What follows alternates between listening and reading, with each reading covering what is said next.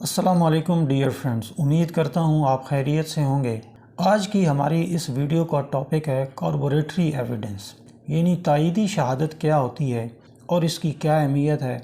اور ایک فوجداری مقدمہ کے اندر اس کی کیا اہمیت اور کیا ضرورت ہے۔ عدالتیں آئے روز اپنے فیصلوں میں یہ قرار دیتی ہیں کہ کوئی بھی شریک جرم گواہ، کوئی جانبدار گواہ، دشمن گواہ، سلطانی گواہ، رشوت دینے والا گواہ، ان تمام گواہان کی شہادت جو ہے وہ وداؤٹ کاربوریٹری ایویڈنس کے نہیں ماننا چاہیے۔ یہ کاربوریٹری ایویڈنس یا غیر جانبدارانہ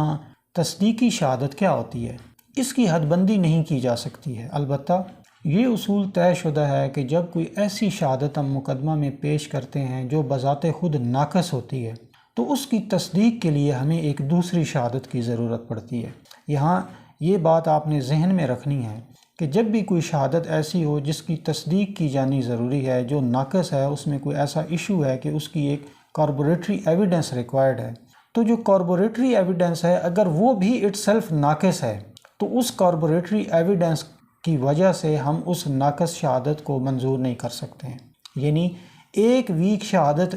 دوسری ویک شہادت کو مضبوط نہیں کر سکتی، یا دو کمزور شہادتیں مل کے ایک مضبوط شہادت نہیں بن سکتے ہیں۔ اگر کوئی شہادت بذات خود کمزور ہے تو وہ کسی دوسری شہادت کی تائید نہیں کر سکتی ہے۔ مثال کے طور پہ ایک سلطانی گواہ ہے جو اپنے ملزمان کے خلاف، اپنے شریک ملزمان کے خلاف کورٹ میں بیان دے رہا ہے، تو اس کی تائید کے لیے اگر ایک دوسرا سلطانی گواہ بھی آ جائے تو وہ اس کی تائید نہیں کر سکتا، کیونکہ اس دوسرے گواہ کی شہادت کو خود سے بھی تائید کی ضرورت ہے۔ اسی طرح اگر ایک ملزم سے خون آلود ہتھیار یا اوزار برآمد ہوا ہے، خون آلود کپڑے برآمد ہوئے ہیں، یا مقتول کی کوئی چیزیں برآمد ہوئی ہیں اور اس کے لیے غیر جانبدار گواہان جو ہے وہ شامل تفتیش نہیں کیے گئے ہیں، تو ایسی برآمدگی جو ہے وہ کمزور برآمدگی ہوگی اور اس کے اوپر اس وجہ سے بھروسہ نہیں کیا جا سکتا کہ اس کے لیے جو تائیدی شہادت تھی، جو ایویڈنس پروڈیوس کی گئی ہے، وہ جانبدار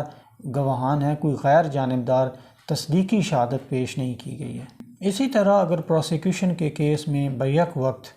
چشمدید گواہ بھی بنا لیا جائے، وجہ اناد کا گواہ بھی بنا لیا جائے اور برآمدگی کا گواہ بھی بنا لیا جائے، تو یہ جو غیر جانبداری والی شرط ہے یہ پوری نہیں ہوتی ہے۔ یہ اصول بھی طے ہے کہ جب چشمدید گواہ کی شہادت کو ناقابل بھروسہ قرار دے کر مسترد کر دیا جائے تو جو تائیدی شہادت ہوتی ہے، ڈاکٹری شہادت ہے، یعنی میڈیکل ایویڈنس ہے، ریکوری کی ایویڈنس ہے، برآمدگی کی ایویڈنس ہے، یہ تمام شہادتیں جو تائیدی شہادتیں ہیں یہ بھی بیکار ہو جاتی ہیں، کیونکہ تائیدی شہادت چشمدید شہادت کی ایک طرح سے سہارے اور امداد کے لیے ہوتی ہے۔ اس لیے جب مین شہادت جو ہے وہ مسترد کر دی جاتی ہے تو تائیدی شہادت کی بنیاد پر کسی ملزم کو سزا نہیں دی جا سکتی ہے، اور تائیدی شہادت کو ملزم کی سزا کی بنیاد نہیں بنایا جا سکتا ہے، کیونکہ بنیادی اصول یہی ہیں کہ ایک ناقص شہادت دوسری ناقص شہادت کی اصلاح نہیں کر سکتی ہے،